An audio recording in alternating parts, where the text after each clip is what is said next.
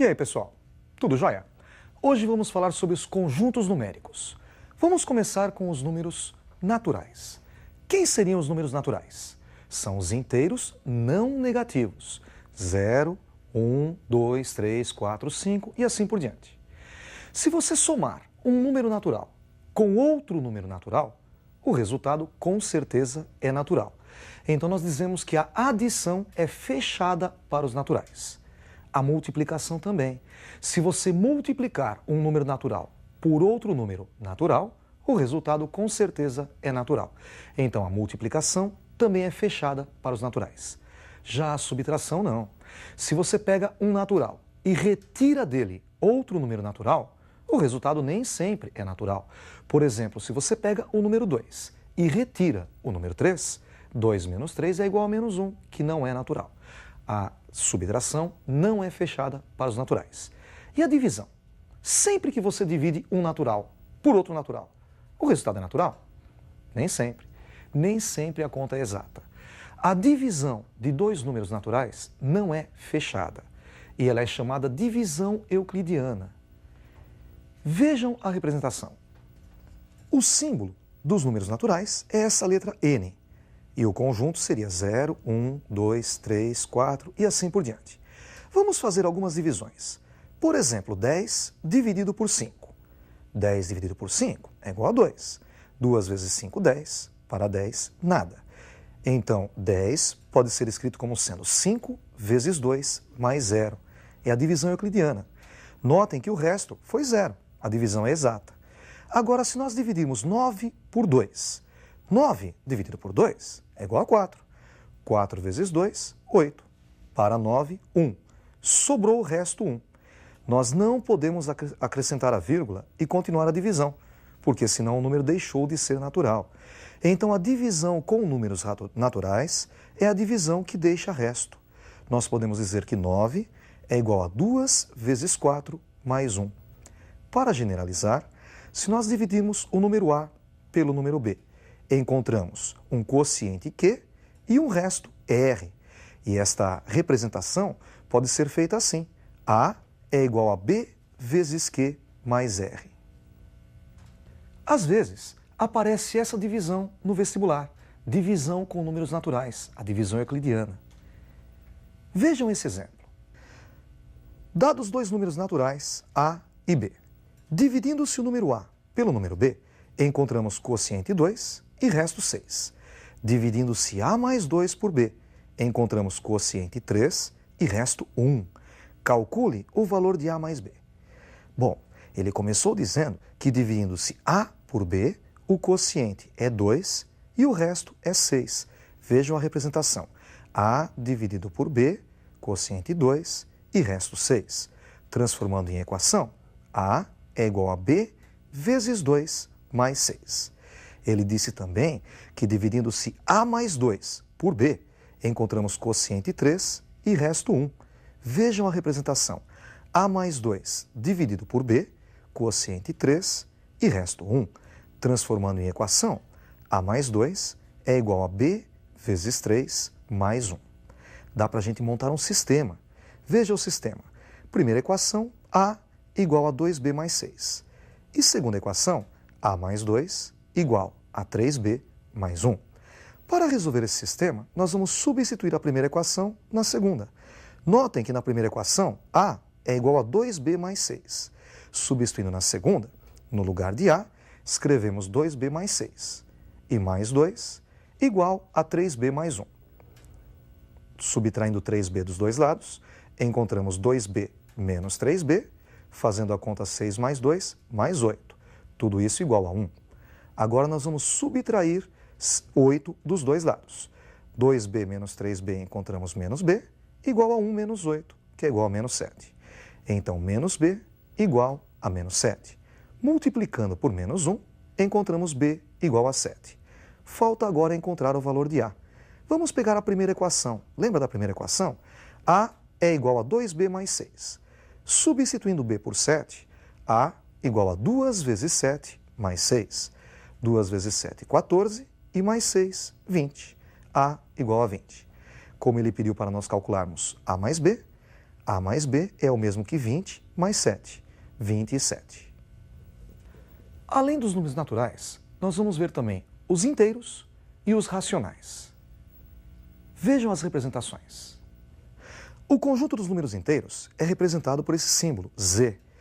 E os números inteiros são o menos 2, o menos 1, o 0, o 1, o 2 e assim por diante. Números racionais são aqueles números que podem ser escritos na forma de fração. O símbolo é essa letra Q. Eu até representei o conjunto.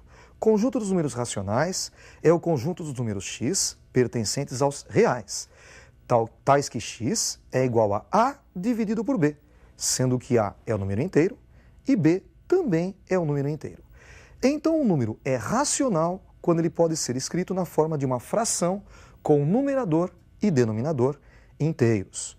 E notem que se vocês pegarem, por exemplo, 10 dividido por 2, 10 dividido por 2 é igual a 5. O número inteiro também é um número racional.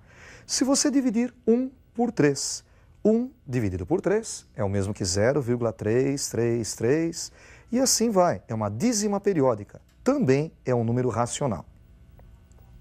Com relação a números racionais, uma coisa que às vezes aparece nos vestibulares é a fração geratriz da dízima periódica. Qual a fração que gerou a dízima periódica? Tem dois tipos de cálculo. Veja o primeiro cálculo. 0,333 e reticências. Isso é uma dízima periódica. Notem que o número 3 vai se repetir indefinidamente. Ela tem período 3. Tem uma regra prática para montar a fração. Você coloca um traço de fração, em cima do traço de fração você repete o período. O período dessa dízima é 3, é aquele número que se repete. E embaixo você coloca tantos noves quantas forem as casas periódicas. Como só tem uma casa em cima, você coloca um único 9 embaixo, ficando assim com 3 nonos. Simplificando, 1/3.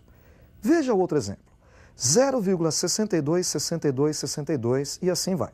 O período dessa dízima é 62 e ela tem duas casas. Então nós colocamos em cima da fração 62 e embaixo 2 noves, pois são duas casas periódicas. Nem sempre a dízima começa com 0. Olha esse terceiro exemplo. 1,313131 e reticências. Agora, para resolver, nós vamos separar em duas contas. 1, que é a parte inteira, e mais a parte decimal, 0,313131 e reticências. 1 mais 0,313131, o período é 31. E nós vamos dividir por 2 noves, pois são duas casas periódicas. Ficamos com 1 mais 31 sobre 99. Tirando o mínimo, mínimo entre 1 e 99 é 99. 99 dividido por 1, 99, vezes 1, 99. E mais 99 por 99 é 1, vezes 31, 31. Somando em cima, 99 mais 31, encontramos 130 sobre 99. O que nós acabamos de ver agora foi a dízima periódica simples.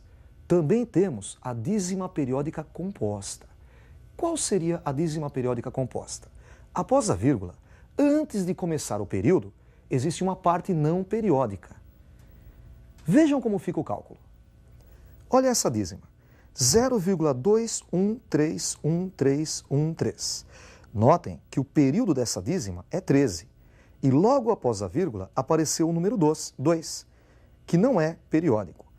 A regra é a seguinte: nós montamos uma fração, em cima nós colocamos a parte não periódica seguida do primeiro período. A parte não periódica é o número 2 e o primeiro período é 13. Então, em cima nós escrevemos 213. E retiramos a parte não periódica. A parte não periódica é 2. Ficamos com 213 menos 2. E o denominador é constituído também de duas partes. A primeira parte, tantos noves quantas forem as casas periódicas. Como o período da dízima é 13, ele tem duas casas. Nós colocamos 2 noves embaixo. E esses noves são seguidos de tantos zeros quantas forem as casas não periódicas.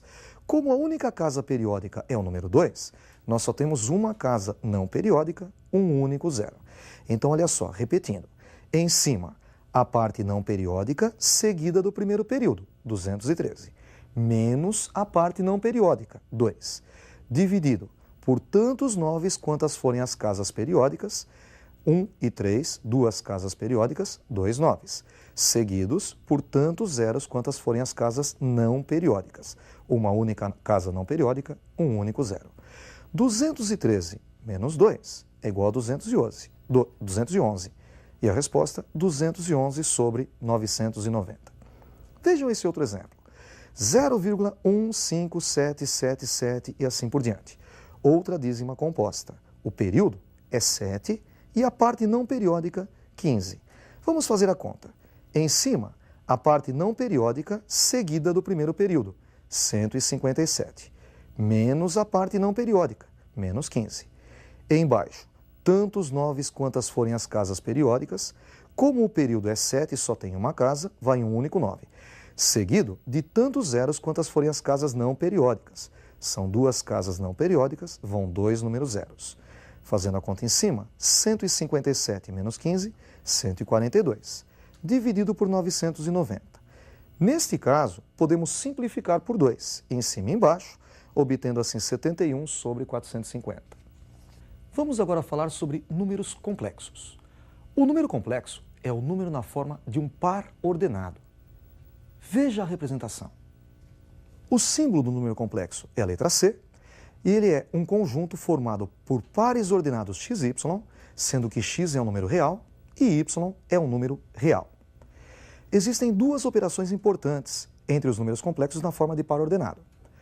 Vamos pegar um número A, um par ordenado A e B, pertencente aos números complexos, e um par ordenado CD, também pertencente aos complexos. A primeira operação é a adição. Nós podemos somar os dois pares ordenados, AB mais CD. O x resultante é a soma do x dos dois elementos, A mais C. E o y, a soma dos y resultantes, B mais D. Outra operação é a multiplicação, AB vezes CD. Aí tem uma regrinha, tem uma fórmula. Para fazer o x, você pega o primeiro multiplicado pelo primeiro, A vezes C, menos o segundo multiplicado pelo segundo, B vezes D. Aí você encontrou o x. Para encontrar o y, você faz o contrário. O primeiro multiplicado pelo segundo, A vezes D, e mais o segundo multiplicado pelo primeiro, B vezes C. Além da representação na forma de par ordenado, você também tem a forma algébrica de representar o número complexo. Veja a forma algébrica. Se nós pegarmos o par x e y, ele pode ser representado na forma algébrica por z igual a x mais yi, sendo que x é a parte real, yi a parte imaginária. Por exemplo, se nós pegarmos o par AB, ele pode ser representado por z igual a mais bi. Vamos usar agora números. Por exemplo, 1, 2 é o mesmo que 1 mais 2i. 2 menos 7, 2 menos 7i. Menos 1, 0. Menos 1 mais 0i. Opa, 0 vezes i é igual a 0. Sobra então menos 1. Esse é um número real. E 0, 1. 0 mais 1i. 0 mais 1i é o mesmo que i. Ele é chamado imaginário puro. Com isso, nós encerramos a nossa aula de hoje. Até a próxima aula. Um abraço.